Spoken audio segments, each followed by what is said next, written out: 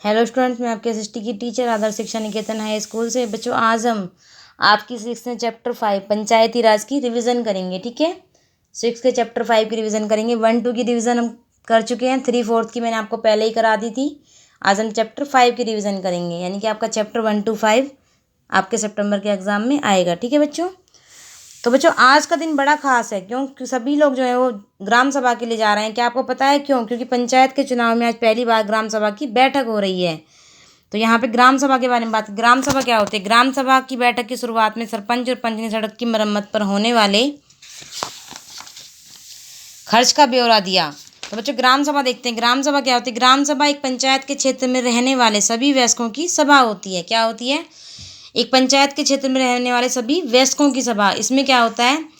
उसमें सिर्फ एक गांव हो या एक से अधिक, एक से ज़्यादा, जैसा कि उदाहरण में दिया गया है। कई राज्यों में हर गांव की ग्राम सभा की बैठक अलग होती है। कोई भी व्यक्ति जिसकी उम्र 18 वर्ष या उससे ज़्यादा हो, जिसे वोट देने का अधिकार प्राप्त हो और जिसका नाम गांव की मतदाता सूची में हो, वह ग्राम सभा का सदस्य होता है। तो ग्राम सभा का सदस्य कौन कौन होता है? जिसकी आयु 18 वर्ष हो और जिसका नाम मतदाता सूची में हो उस गांव का। ठीक है, वो वहाँ पे ग्राम पंचायत में, ग्राम सभा में भाग ले सकता है। और ग्राम सभा एक पंचायत क्षेत्र के रहने वाले सभी वयस्कों की सभा होती है। ठीक है बच्चों, अब ग्राम सभा में बच्चों क्या होता है? ग्राम सभा में जो गांव के जितने भी कार्य होते हैं उनके बारे में बात की जाती है। एक ग्राम पंचायत कई वार्डों, छोटे क्षेत्रों में बटी हुई होती है। प्रत्येक वार्ड अपना एक प्रतिनिधि चुनता है, जो वार्ड पंच के नाम से जाना जाता है। यानी कि प्रत्येक वार्ड का एक एक प्रतिनिधि होता है, जिसे वार्ड पंच के नाम से जाना जाता है। ठीक है, इसके साथ पंचायत क्षेत्र के लोग मिलकर सरपंच को चुनते हैं, जो पंचायत का मुखिया होता है। वार्ड पंच और सरपंच मिलकर ग्राम पंचायत का गठन 5 साल के लिए करते हैं। वार्ड पंच और सरपंच मिलकर ग्राम पंचायत गठन कितने साल के लिए करते हैं? 5 साल के लिए। तो ग्राम पंचायत गठन कितने साल के लिए होता है बच्चों? 5 साल के लिए। ठीक है, ग्राम पंचायत का एक सचिव होता है, जो ग्राम सभा का भी सचिव होता है। सचिव का चुनाव नहीं होता, उसकी सरकार द्वारा नियुक्ति की जाती है। सचिव का काम है ग्राम सभा एवं ग्राम पंचायत की बैठक बुलाना है, जो भी चर्चा एवं निर्णय हुए हों उनका रिकॉर्ड रखना। सचिव जो है उसका काम होता है ग्राम सभा ग्राम पंचायत की बैठक बुलाना। किसका काम होता है? सचिव का। और जो भी चर्चा और निर्णय होते हैं ग्राम सभा में, उन सब का रिकॉर्ड रखना भी सचिव का ही काम है। ठीक है, तो जो ग्राम सभा होती है बच्चों, उसमें जैसे कि गांव में जो जो दिक्कतें हैं, किसी को पानी की समस्या है, किसी की बिजली की समस्या है, सड़क की समस्या है, उन सब के बारे में चर्चा होती है। गांव वाले बताते हैं कि हमारी ये समस्या है, तो वहाँ पे पंच सरपंच सचिव ये सब मिलकर समस्या का समाधान निकालते हैं। तो यहाँ पे भी ऐसी, पहले सड़क की मरम्मत की बात की, फिर उसके बाद पानी की यहाँ पे इनकी समस्या आ जाती है कि पानी के लिए कैसे कैसे। उसके बाद फिर इनकी ज़मीन की समस्या आ जाती है कि जो इन क्या करते हैं कि इसमें एक मज़दूर होता है, उसका तो नाम सूची में नहीं होता है। जो गरीब परिवारों के लिए, गरीबी रेखा पे जो नीचे आते हैं, उनकी सूची में एक स्वीकृति रहनी होती थी, उसमें उसका तो नाम नहीं होता है, बल्कि जो अमीर होते हैं, यानी कि जो जमींदार के जो जान पहचान वाले होते हैं, उनका नाम वहाँ पर होता है। तो उस सूची में जो गड़बड़ी थी उसके बारे में वहाँ पे ग्राम सभा में चर्चा होती है। तो ग्राम सभा में गांव की जितनी भी समस्याएं होती हैं उन सभी के बारे में चर्चा होती है। ग्राम पंचायत पूरे गांव के हित में निष्पक्ष रूप से काम कर सके, इसमें ग्राम सभा की महत्वपूर्ण भूमिका होती है।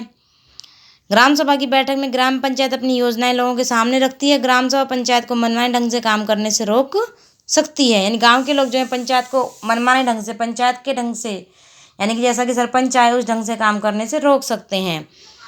साथ ही पैसे का दुरुपयोग, कोई गलत काम न हो, इसकी निगरानी भी करती है। इस तरह से ग्राम सभा चुने हुए प्रतिनिधि पर नज़र रखने और लोगों के प्रति उन्हें जिम्मेदार एवं जवाबदेह बनाने में बहुत ही महत्वपूर्ण भूमिका निभाती है। इसके बाद आपका आता है ग्राम पंचायत।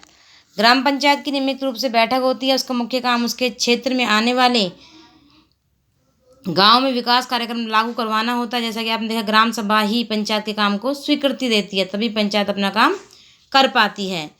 कुछ राज्यों में ग्राम सभाएं इस काम करवाने के लिए समितियां बनाती है। उदाहरण के लिए निर्माण समिति। मान लीजिए गांव में एक सामुदायिक केंद्र का भवन बनवाना है, तो यह काम निर्माण समिति करेगी। यानी कि ग्राम पंचायत जो है वो एक समुदाय बना देती है, एक सभा बना देती है। जैसे निर्माण समिति बना दिया, तो अगर कोई निर्माण करवाना है किसी चीज़ का, तो वो निर्माण समिति बन कराएगी उस काम को। ग्राम पंचायत के काम देखिए: सड़कों, नालियों, स्कूलों, भवनों, पानी के स्रोतों और अन्य सार्वजनिक उपयोग के भवनों का निर्माण और रख रखाव, स्थानीय कर लगाना और इकट्ठा करना, गांव के लोगों को रोजगार देने संबंधी सरकारी योजनाएं लागू करना। ग्राम पंचायत की आमदनी के स्रोत: घर एवं बाजारों पर लगाए जाने वाले कर से मिलने वाली राशि, विभिन्न सरकारी विभागों द्वारा चलाई गई योजनाओं की राशि जो जनपद एवं जिला पंचायत द्वारा आती है, समुदाय के काम के लिए मिलने वाले दान। तो ग्राम पंचायत की आमदनी किस किस से होती है? जो घर और बाजारों में जो कर लगाया जाता है, जिसे आप टैक्स बोलते हैं, उससे, और जो समुदाय में जो दान मिलता है उस दान से, और विभिन्न सरकारी विभागों द्वारा चलाई गई योजनाओं की राशि जो जनपद एवं जिला पंचायत द्वारा आती है। और ग्राम पंचायत के काम भी मैंने आपको बता दिए हैं। ठीक है, इसके बाद क्या होता है? हरदास गांव की ग्राम सभा में पानी की समस्या सुलझाने के जो विकल्प दिए गए थे, क्या वे आपको याद है? जब हरदास ग्राम पंचायत की बैठक हुई तो कुछ पंचों ने इस मुद्दे को दोबारा उठाया। इस बैठक में सरपंच, पंच और सचिव उपस्थित थे। पंचायत और के सदस्यों ने पहले एक कुआं साफ करने और हैंडपंप को गहरा करने के विकल्प पर विचार किया ताकि गांव को पानी के बिना रहना पड़े। और फिर क्या किया इन्होंने?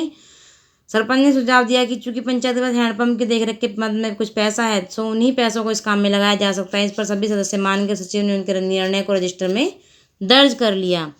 ठीक है, तो इस तरीके से, और अंत में जो है निर्णय, ग्राम पंचायत खंड विकास अधिकारी से बात करके इस योजना पर अधिक जानकारी इकट्ठा करेगी। उसके बाद सभी सदस्य मिलकर समस्या के स्थायी हल पर विचार करने लगे कि स्थायी हल, यानी कि ये तो इन्होंने एक टेम्परेरी यानी कि एक अस्थायी हल निकाला था कि अभी के लिए क्या सोल्यूशन है, अभी के लिए क्या हो सकता है। अब स्थायी हल के लिए वो विचार करते हैं। तो उसके बाद कुछ पंचों ने शंका जाहिर करते कहा कि जल संरक्षण से पानी के स्तर में कोई विशेष फर्क पड़ेगा। इस पर बहुत चर्चा हुई। अंत में निर्णय हुआ कि ग्राम पंचायत खंड विकास अधिकारी से बात करके इस योजना पर अधिक जानकारी इकट्ठा करेगी। ठीक है, इसके बाद आपका आता है फिर बच्चों पंचायत के 3 स्तर। हरदास गांव ग्राम पंचायत के बारे में पढ़ने के बाद आपको समझ में आ ही गया होगा कि पंचायती राज व्यवस्था एक ऐसी प्रक्रिया है जिसके द्वारा लोग अपनी सरकार में भाग लेते हैं। पंचायती राज व्यवस्था लोकतांत्रिक सरकार की पहली सीढ़ी है। ग्राम पंचायत ग्राम सभा के प्रति जवाबदेह होते हुए ग्राम सभा के लोग ही उसको चुनते हैं। पंचायती राज व्यवस्था में लोगों की भागीदारी 2 और स्तरों पर होती है। ग्राम पंचायत का दूसरा स्तर विकास खंड का होता है। इसे जनपद पंचायत या पंचायत समिति कहते हैं। ग्राम सभा, पंचायत समिति, एक पंचायत समिति में कई ग्राम पंचायतें होती है। पंचायत समिति के ऊपर जिला पंचायत, जिला परिषद होती है। यह तीसरा स्तर होता है, यानी कि ग्राम सभा, पंचायत समिति और जिला परिषद। एक जिला परिषद एक जिले के स्तर पर विकास की योजनाएं बनाती है। पंचायत समिति की मदद से जिला परिषद सभी पंचायतों को आवंटित राशि वितरण की व्यवस्था करती है। यानी कि ग्राम पंचायत के कितने स्तर हैं? पंचायत के कितने स्तर हैं? 3 स्तर। कौन कौन से? ग्राम सभा, पंचायत समिति और जिला परिषद। ठीक है बच्चों, तो इस तरीके से हमने ग्राम पंचायत के बारे में पढ़ा, ग्राम सभा के बारे में पढ़ा, पंचायती राज व्यवस्था के 3 स्तरों के बारे में पढ़ा। ठीक है, आपका ये चैप्टर कंप्लीट हुआ बच्चों।